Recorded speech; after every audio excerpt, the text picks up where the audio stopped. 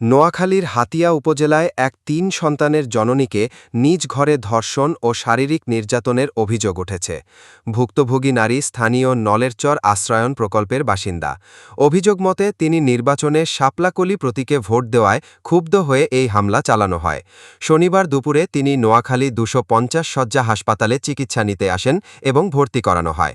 হাসপাতালের emergency medical officer doctor Mostafizur Rahman জানাব, আমি ডাক্তার মোস্তাফিজুর রহমান, ইএমও ২৫০ শয্যা জেনারেল হাসপাতাল নোয়াখালী।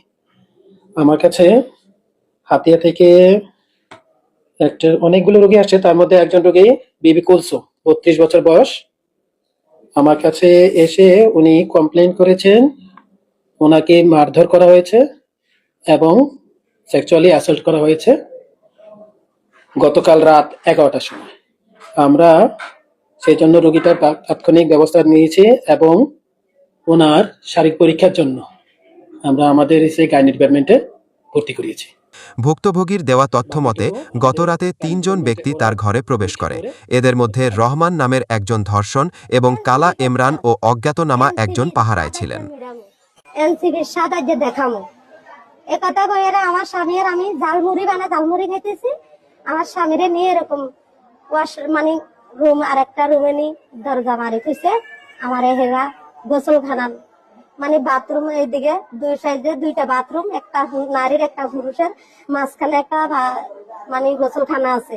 ওই গোসলখানার ভিতরে ঢুকে বহুত যুদ্ধ করতেছে, মানে আমার লগে আমার মানে অবৈধ কাজ করতে।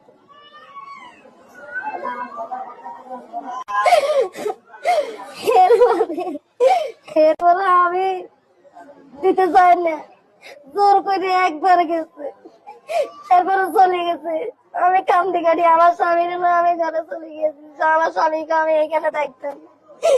এরপরে সকালবেলা ৬:৩০-৬টার সময় আবার এরা আবার আইছে, ৮-১০ জন মিলে আইছে।